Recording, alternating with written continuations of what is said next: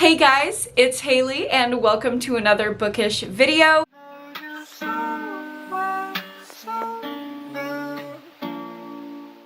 Today I'm going to be going over my May wrap-up, giving you full reviews of every single book that I read last month in May 2025. I am so happy to tell you about these books because I really enjoyed the majority of them. Even though I didn't have a ton of 5-star reads, I do have one new favorite to talk about and a ton of just like good, kind of mindless books to recommend. I absolutely love summer reading. As a mood reader, I just cannot wait to get to the summer, so I'm in the mood to read my beachy, light, nice reads. And I did take a beach trip in May. I went to Cabo with my boyfriend and I got into some really beachy reads there. I have some nice summer recs for you. Let's go ahead and get into it. We're gonna start out with my stats. I read 10 books in the month of May, which isn't as many as I usually read, but I was definitely reading slower, more intentionally throughout the month. Like I mentioned, I went on vacation actually a couple times, so I was more connecting with the people I was around instead of reading, but I still read a total of 3,337 pages, which is quite a lot. My mood breakdown actually doesn't have that much variety at all. We have tense, dark, mysterious, emotional, and then a little bit of funny and lighthearted, probably from the romance that I read. 2 of the books that I read this month were fast-paced, but the majority of them were medium-paced, and I feel like that's very, very different. Usually I'm a fast-paced book kind of girl. 3 of the books that I read this month were under 300 pages and the rest were over 300 but below 500. I read all fiction books in the month of May. I did dabble with a couple nonfiction books, but I didn't actually finish them in the month of May, so I will talk about those in my June wrap-up when I finally get around to completing them. And as for my genre breakdown, at the top we have horror, followed closely by thriller, queer books, mystery, literary, and a little bit of romance. As far as my star ratings, across 10 reviews, I had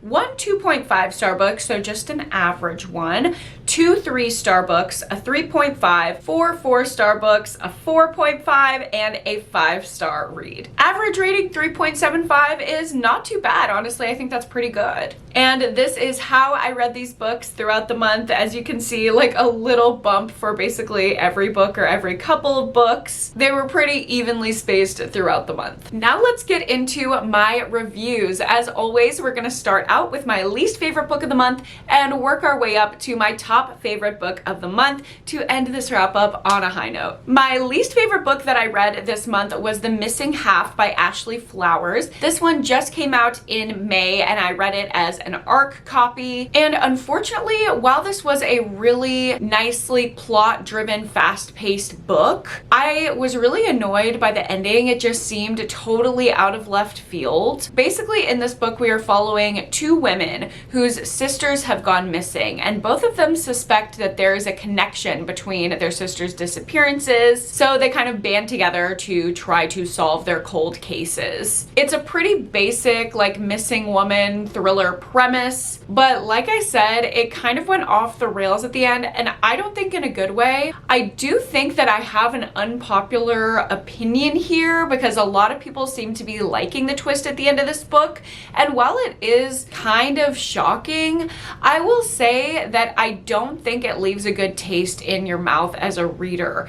If the intention is to get close to the characters and root for the characters throughout the story, then having the characters be revealed as kind of irredeemable at the end was a really tough sell. And overall, I just don't feel like I knew anything about any of the characters, any of the settings. It was lacking in description. I felt like this was a pretty average plot-driven thriller with a decent twist, but one that I don't feel any emotional attachment to other than a little bit of distaste, so I stuck a 2.5 on it. Next up, we have our 3-star rated books, starting out with a horror novella, which is Man, Fuck This House by Brian Asman. And this is a really funny, dark, weird haunted house story about a family who moves into this new house. It is haunted. Some weird haunting situations going on in this house, but the mom believes that it's all being constructed by the son. She's like, this can't be real. This is all just due to my son who is the devil incarnate because he ate his twin in the womb. But we, the reader, know that the son does little pranks and wants to trick his mom into thinking that he is in fact the devil incarnate. However, he's not doing the things around the house, and it actually is haunted. We follow the way that the mom, the dad, the son, and the daughter all have different reactions to the haunting that's going on. It's weird, it's wacky, it's kooky. I don't feel like it has too much depth or meaning, but I had a really fun time just reading this on a plane ride. It was a solid horror book that I'll probably honestly never think about again, but I liked it regardless. And the other 3-star rated book that I read in May was my book club pick for my Pretty Girl book club. If you aren't aware, I host a book club over on Patreon. That is always linked down below. My book club tier is $5.99 a month, and I post an exclusive reading vlog on Patreon. We will talk about the book throughout the month. We have a live discussion with reading sprints after. It is a lot of fun, and I also post a whole lot of other stuff on my Patreon that you get access to when you join my book club, like exclusive extended cuts of videos. And if you join my top tier, you get one exclusive video a month on Patreon that will never see YouTube, and a podcast episode. I really do my best to make sure that my Patreon is actually worth it for the money that you're spending, and I do think it's pretty reasonably priced, especially with the inflation nation we are experiencing currently. So if you've ever been interested, I would encourage you to go check it out. This was the book club pick for the month of May.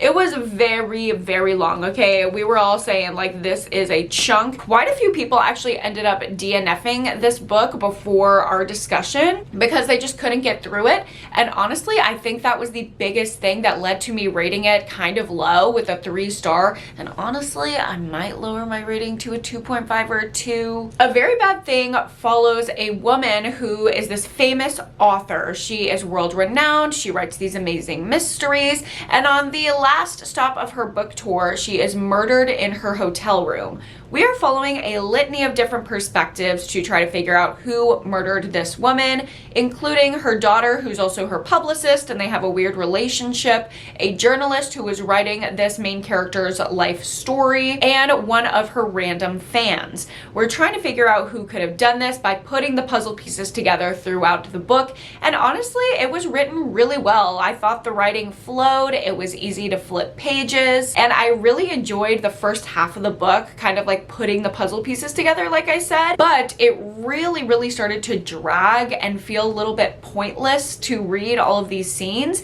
when all of the information was irrelevant, and I felt like I was reading and knowing all of this information and trying to keep everything straight for kind of no reason. I was hoping for some big payoff at the end, but the big reveal ended up being a lot of telling and no showing and not feeling worth the payoff at all. I will say I did like the little sinister twist in the epilogue. I love when my thrillers end off on a weird little sinister note instead of a perfect little bow. So I enjoyed that, and I think I'll read from J.T. Ellison in the future. But if you don't like long books, this one is definitely not for you. I did also read one 3.5 rated book this month, and that was the third book in the Clown in a Cornfield series. This is Clown in a Cornfield 3, The Church of Friendo by Adam Caesar. And I wanted to finish out this trilogy before I watched the movie adaptation of the first book, which, by the way, I freaking loved it.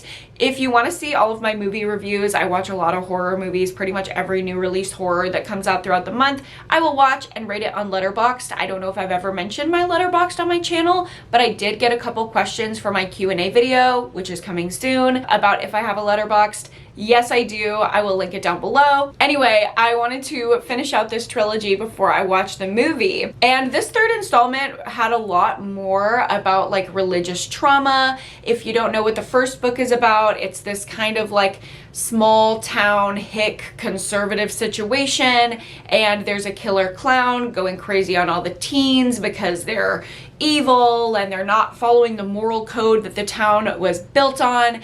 And it's a classic slasher, but it definitely has something to say and a good message, which I enjoyed. The third book definitely leaned more character driven, less slasher, and I wish it would have just had some of the fun of the first book. I feel like the fun has been lost the deeper that we go into into this series. It's getting a lot more serious. I did like the themes of the religious trauma and the connection to the church. I thought that was really interesting to explore in horror, but it was just fine.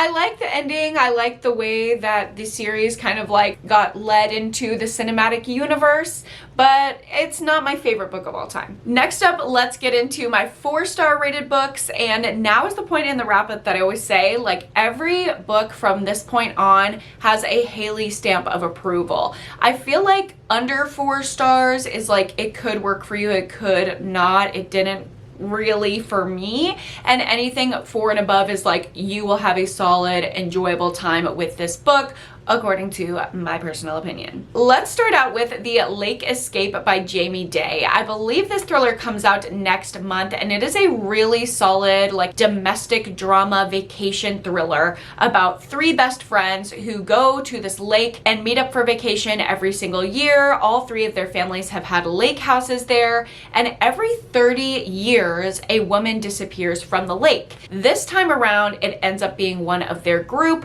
and we have to figure out not only the lake lore and what draws these women away, but also what could have possibly happened to this woman in present day. As we're going through trying to put the pieces together, we figure everyone's secrets, everyone's lies, we get all of these exposés of all the different characters. It's very dark at the end, it's very scandalous, and I love that Jamie Day always has like a moral message at the heart of her thrillers. It feels like I'm reading for a reason other than just solving the mystery. I feel like I get something out of her books that is enjoyable beyond just the plot, and I really, really like her. I will continue to pick up her books, especially when they have this like summery lake atmosphere. I absolutely love that. I think this book is perfect for summer, and y'all should pick it up when it comes out. Keeping with the summer lake theme, I do have a romance to talk about. I gave One Golden Summer by Carly Fortune 4 stars as well. This is kind of the follow-up to Every Summer After,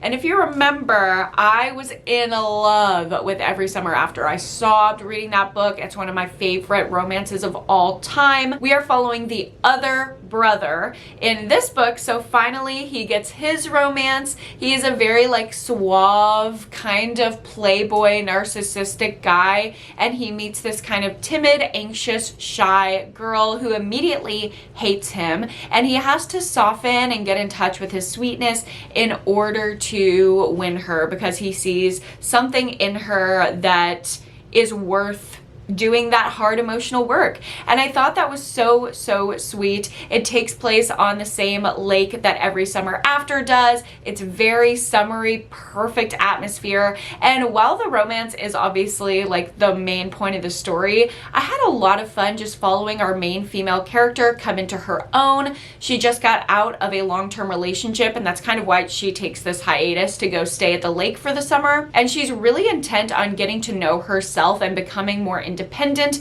before she gets into a relationship. She's also not willing to take any of this guy's shit, which I really appreciate, and it felt like that kind of got resolved when this conflict was opened up in Every Summer After.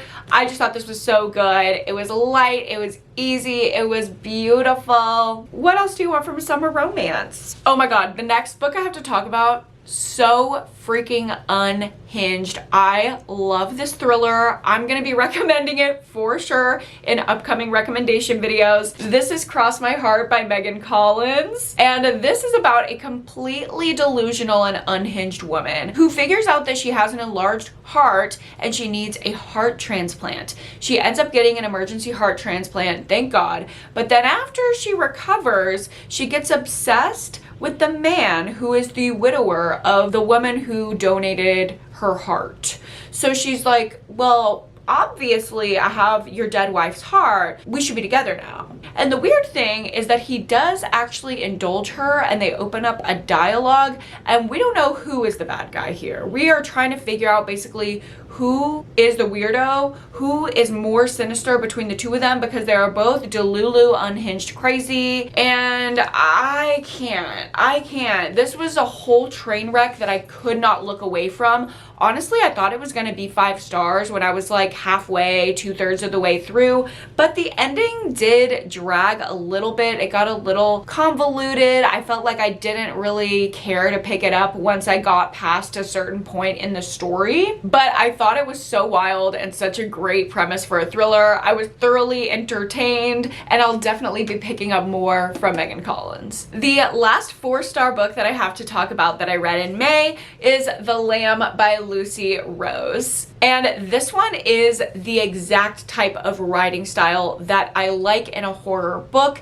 It's a little bit literary, a little bit plotless, really visceral, lyrical, and character driven. It reminded me a lot of one of my favorite books of all time, which is Brother by Anya Alborn, because this is about a girl who is being raised by a mother who is a murderous cannibal, a la Texas Chainsaw Massacre vibes. So she's raised just thinking that it's normal to catch strays, aka tourists that are going by their house, and kill them and eat them for dinner. And she's kind of going through her attachment relationship with her mother as she's discovering she doesn't want to end up like her. And we follow her on this path to hopefully doing things differently. It is emotional, it is heavy, it is visceral, like I said. I loved the gore and the bloodiness and the cannibal scenes, as well as the more touching emotional scenes. I was again gonna give this one 5 stars, like the halfway, 2/3 mark. But I kind of did a similar thing to Cross My Heart,